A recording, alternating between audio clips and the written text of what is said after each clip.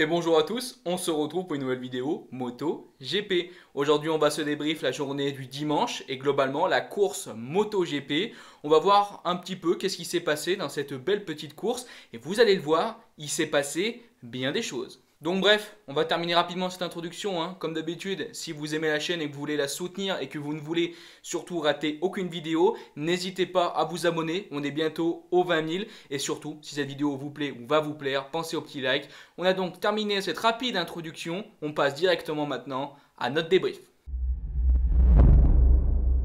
Et donc pour commencer ce débrief, je vous affiche le choix pneumatique des pilotes pour ce début de course MotoGP, ainsi maintenant de la grille. Je vous dis comme d'habitude la première ligne de cette catégorie MotoGP. On retrouvait donc premier sur la grille Fabio Quartararo, deuxième Maverick Viñales et troisième, la surprise, Cal Crutchlow. Et donc, qu'a donné le départ de cette course? Et globalement, tout le monde est bien parti, mais un pilote est super bien parti, c'est Cal Crutchlow. Il fait une très belle sortie de grille. Mais ensuite, on a l'impression qu'il y a un problème technique. Cal Crutchlow, presque l'impression qu'il freine dans la ligne droite avant d'arriver dans le virage, pardon. Et il se fait donc dépasser par 5, 6, 7 pilotes. Donc le pilote qui est le mieux sorti de la grille va donc faire le moins bon départ de cette première ligne. Un bon départ globalement aussi de Maverick Viñales et Fabio Quartararo. Franco Morbidelli aussi, mais il va se rater au freinage du premier virage tout simplement. Et du coup, ça va compliquer un petit peu. Mais en vrai, je trouve que les pilotes Yamaha sont très bien partis.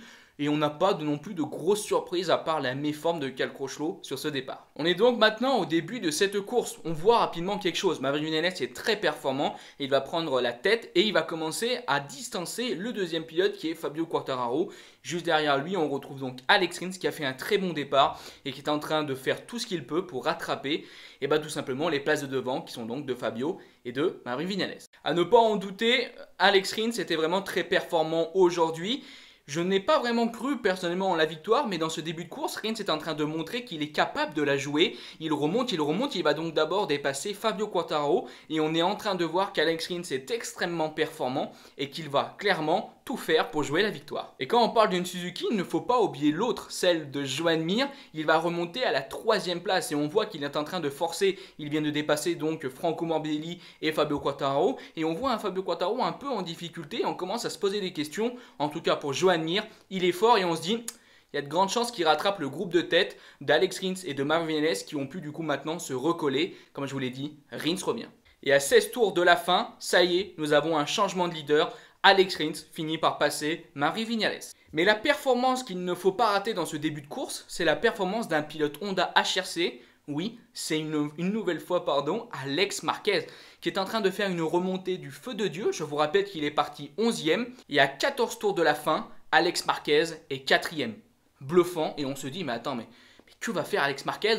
Je vous le dis tout directement, Alex Marquez va émerveiller plus d'une personne. Et celui qui est en train de vivre une très mauvaise course, c'est Fabio Quartararo. Position après position, tour après tour, il est en train de descendre dans ce classement.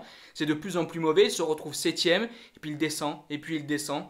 Et là, on comprend clairement qu'il y a soit un problème technique, soit c'est tout simplement pas le joueur de Fabio Quartararo. Un autre pilote Yamaha commence à dégringoler, c'est Maverick Viñales. Il se voit dépassé par le pilote Suzuki Joan Mir et aussi par Alex Marquez. Oui, Alex Marquez est une nouvelle fois sur le podium provisoire et on voit qu'il est très performant et qu'il pourrait même dépasser Joan Mir. Au 10e tour, Fabio Quartararo continue de dégringoler, il se retrouve 15e et va terminer cette course 18e. Je préfère vous le dire maintenant parce que j'ai envie de passer à autre chose, parce que c'est très décevant, je ne sais pas ce qui s'est passé. On verra par la suite, bien sûr, ce qu'il y a eu sur la machine de Fabio. S'il y a eu un problème technique, mécanique, j'en sais rien. Mais en tout cas, c'est quand même très étonnant de retrouver Fabio Quartararo 18e de cette course. Il est avant-dernier. C'est une catastrophe. Tout simplement, il n'y a pas grand chose d'autre à dire, c'est simplement une catastrophe. À 7 tours de la fin, on commence à voir le trio de tête se démarquer des autres pilotes. On retrouve donc Alex Rins, Joan Mir et Alex Marquez aux 3 premières places et on comprend donc que la victoire va se jouer entre ces 3 pilotes. Et le pilote qu'on sentait très performant depuis le début de la course, Alex Marquez, finit par franchir le pas. Il dépasse Joan Mir et s'empare de la 2e position.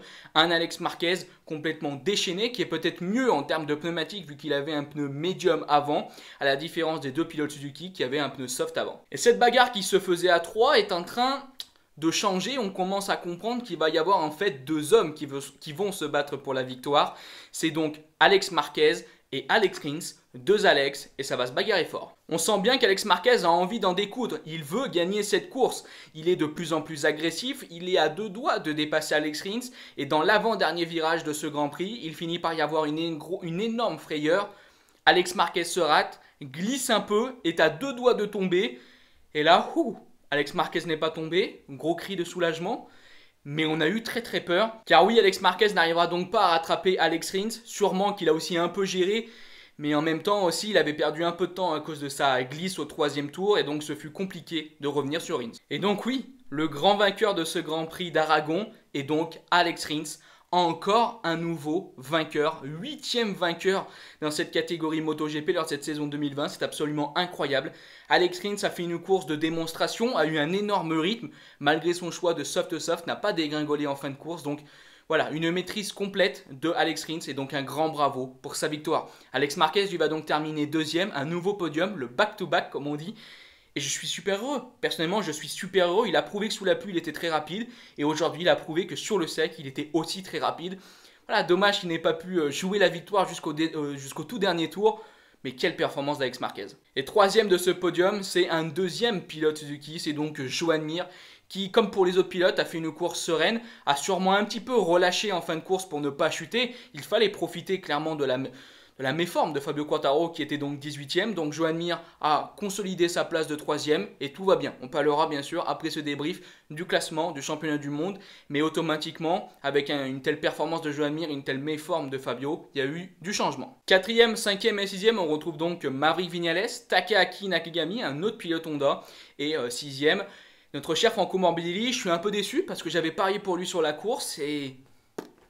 Franco, non, voilà, simplement non. Je suis un peu déçu de la course de Franco Morbidelli. Alors je vous avais dit que c'était quand même un pari risqué, que bon voilà, Franco il y avait moyen que ça ne fonctionne pas. Mais je voyais vraiment en tout cas Franco jouer quelque chose, jouer le podium, enfin en tout cas jouer quelque chose. Et voilà, Franco n'avait tout simplement pas le rythme ce week-end, donc un peu déçu de sa part. Je suis par contre très content de Takahaki Nakagami qui fait une très belle performance, 5e, c'est très bien. Pour Maverick Viñales, étonnant, un Viñales étonnant parce qu'il est parti devant, il a commencé à mettre 1 seconde d'avance à tout le monde et puis ça a régressé au fil de la course. Maintenant, 4e, on ne peut pas dire que c'est une contre-performance de Viñales, mais je pensais quand même le voir jouer au moins le podium s'il partait devant. 7e, 8e et 9e, on retrouve donc Andrea Dovizioso, Cal Crutchlow et Jack Miller. Bon, c'est clairement pas leur meilleure performance. Maintenant, bon, les pilotes Ducati ont fait le maximum de ce qu'ils pouvaient. On a vu que c'était quand même très compliqué aujourd'hui pour les Ducati, une nouvelle fois. Donc bon, on va dire qu'ils ont sauvé le plus de points possible. C'est un peu dommage pour Cal Crutchlow, j'aurais espéré quand même au moins un top 5 en partant 3e. Mais comme je vous dis, il a totalement raté son départ, donc bon, on va dire que c'est un moindre mal. Et pour terminer ce débrief, 10e, 11e et 12e, on retrouve donc Johann Zarco 10e, 11e Brad Binder et 12e Pol Espargaro. J'ai presque envie de dire que 10e, c'est quand même une belle performance de Johann Zarco. Alors oui, bon, on aurait espéré mieux, mais bon. Ce week-end, les Ducati n'étaient pas en forme et donc automatiquement, ce fut compliqué pour Johann Zarco. Mais voilà, il est quand même dans le top 10, c'est bien. C'est ce qu'on avait dit en début de saison, jouer le plus de top 10 possible. Donc il est dans le top 10, je ne peux pas non plus critiquer ça. Pour les KTM, ça a été compliqué. C'est quand même étonnant de voir Brad Binder du coup devant Pol Espargaro qui a pas mal régressé dans cette course, mais compliqué. Pour les KTM, c'était vraiment pas leur circuit, vraiment pas leur week-end. Ils ont été en tout cas souvent en retrait. Donc bon, ils sont au bord du top 10, c'est dommage, mais bon, on sait que KTM peut faire mieux, mais en tout cas, ce n'était pas le cas aujourd'hui. Et donc voilà, on a terminé ce débrief. Qu'est-ce que ça donne donc pour le championnat du monde? Joan Mir va donc prendre la tête de ce championnat du monde avec 121 points, en ayant 6 points d'avance sur Fabio Quartararo à 115, qui marque donc 0 points. 3e, on retrouve Maverick Viñales à 109 points, à 12 points de retard de Joan Mir. Viñales est donc de nouveau dans la course pour le championnat du monde. Et un autre pilote aussi, c'est Dovizioso, 4e, qui est à 15 points. On a de nouveau 4 pilotes qui peuvent réellement jouer le championnat du monde.